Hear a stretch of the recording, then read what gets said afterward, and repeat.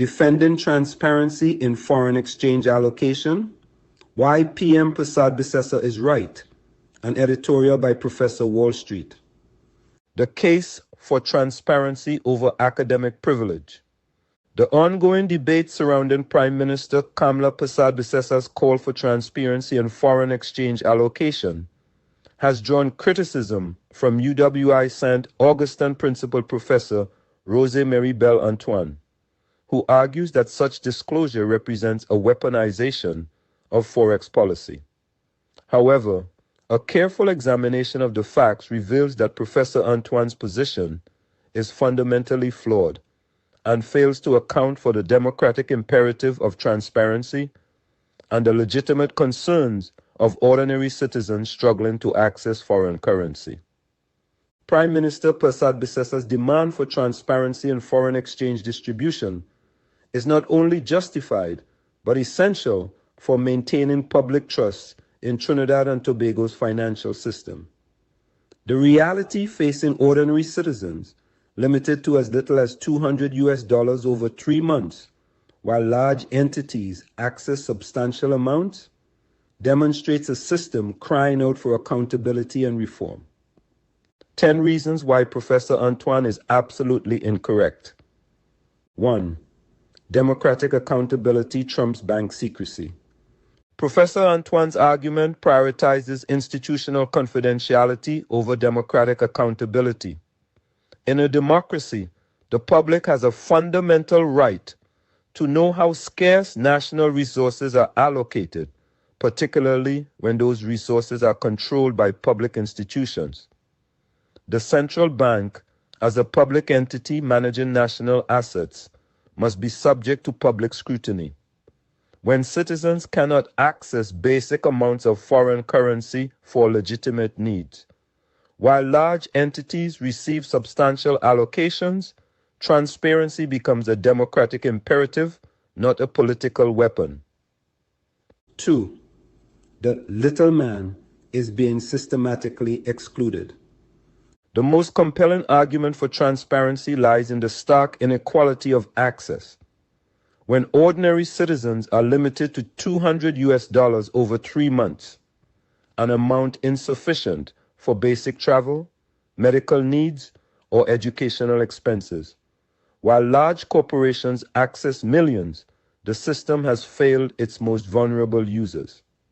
Professor Antoine's position effectively protects a system that privileges the wealthy and well-connected at the expense of ordinary citizens who have legitimate foreign exchange needs.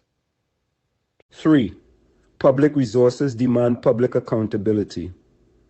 Foreign exchange reserves are not private assets, but national resources derived from the country's oil and gas revenues. As such, their allocation should be subject to the same transparency standards as any other public resource. Professor Antoine's argument that confidentiality should shield the distribution of these public assets from scrutiny is fundamentally at odds with principles of good governance and public accountability. 4. Systemic inequity suggests deeper problems. The extreme disparity in access, with some customers unable to secure even modest amounts, while others receive substantial allocations, suggests systematic problems that can only be addressed through transparency. Professor Antoine's call for confidentiality effectively protects a system that may be perpetuating inequitable distribution patterns. Without transparency, there is no way to identify and correct these systemic issues. 5. Economic justice requires transparency. The current system creates economic injustice by limiting small businesses and individuals while potentially favoring large corporations. Professor Antoine's position would maintain this opacity, preventing the public from understanding whether the allocation system serves broader economic development goals or merely benefits a select few. True economic justice requires that allocation decisions be made transparently and be subject to public scrutiny. 6. Constitutional principles support disclosure. While Professor Antoine cites legal provisions about ministerial discretion, she ignores the broader constitutional principle that government actions should be transparent and accountable to the people. The constitutional duty of government to act in the public interest supersedes narrow interpretations of banking confidentiality, particularly when public resources are involved. 7. The current system breeds corruption and favoritism. Secrecy in resource allocation creates conditions ripe for corruption and favoritism. Professor Antoine's argument for maintaining confidentiality could inadvertently protect corrupt practices by shielding allocation decisions from public scrutiny. Transparency serves as a natural check against corruption and ensures that decisions are made based on legitimate criteria rather than personal connections or political considerations. 8. International best practices support transparency. Modern governance standards increasingly emphasize transparency in the allocation of public resources. Professor Antoine's position runs counter to international best practices that recognize transparency as essential for maintaining public trust and ensuring efficient resource allocation. Many developed countries have moved toward greater transparency in similar areas, precisely because secrecy undermines public confidence and effective policy making. 9. The academic perspective lacks practical understanding. Professor Antoine's purely academic approach fails to account for the practical realities facing ordinary citizens. While legal scholars may focus on abstract principles of confidentiality, the lived experience of citizens unable to access foreign currency for legitimate needs presents a more compelling case for transparency. The academic perspective, while valuable, must be balanced against the practical needs of democratic governance and citizen welfare. 10. Public interest outweighs private privilege. Ultimately, Professor Antoine's position prioritizes the private interests of large Forex users over the public interest in transparency and accountability. When public resources are scarce and their allocation affects the welfare of all citizens, the public interest in transparency must take precedence over private claims to confidentiality. The right of citizens to understand how their national resources are allocated is fundamental to democratic governance. The path forward: transparency and reform. Prime Minister Persad Bissessar's call for transparency represents a necessary step toward reforming Trinidad and Tobago's foreign exchange system. Rather than weaponizing Forex allocation, she is democratizing it by demanding accountability and transparency. The current system, which leaves ordinary citizens with extremely limited access while potentially favoring large entities, is unsustainable and inequitable. The revelation of major Forex users would serve several important purposes.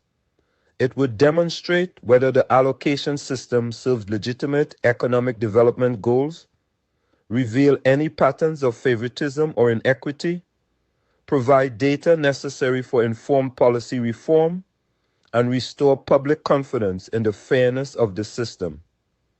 Professor Antoine's concerns about confidentiality, while academically interesting, pale in comparison to the democratic imperative of transparency and the urgent need to address the inequitable access that characterizes the current system.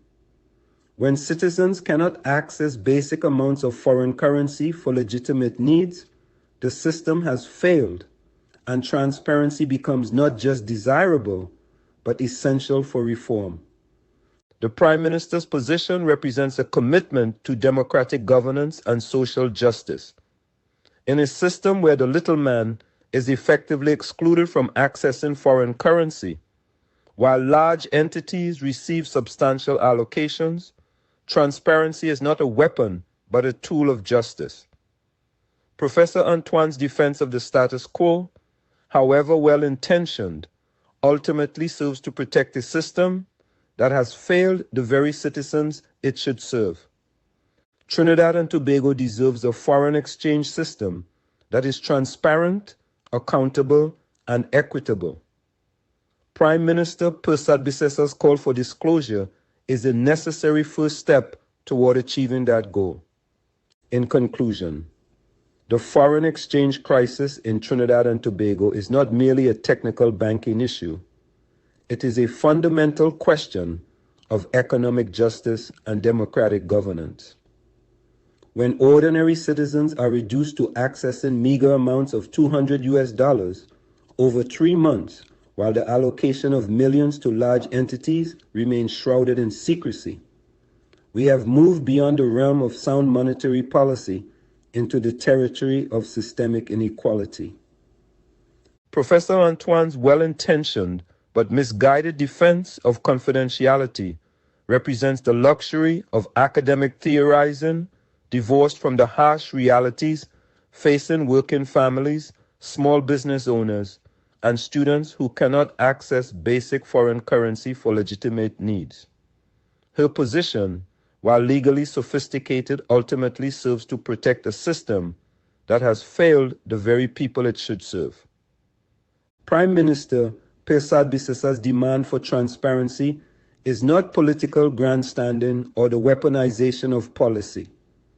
It is a long overdue recognition that public resources require public accountability. In a democracy, the people have the right to know how their national assets are distributed, particularly when that distribution appears to favor the privileged few at the expense of the many. The choice before Trinidad and Tobago is clear.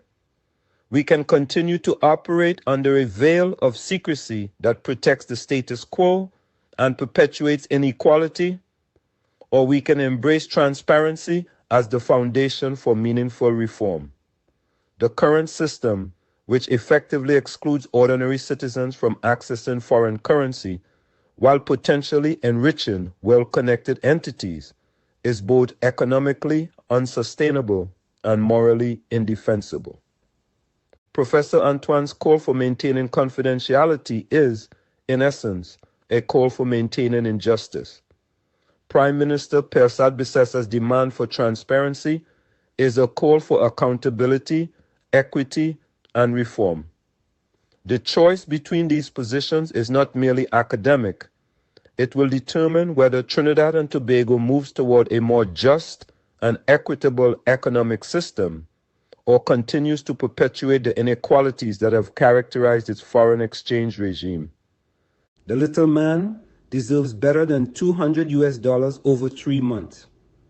The people of Trinidad and Tobago deserve a system that serves their interests, not just those of the well-connected. And democracy demands that the allocation of public resources be subject to public scrutiny.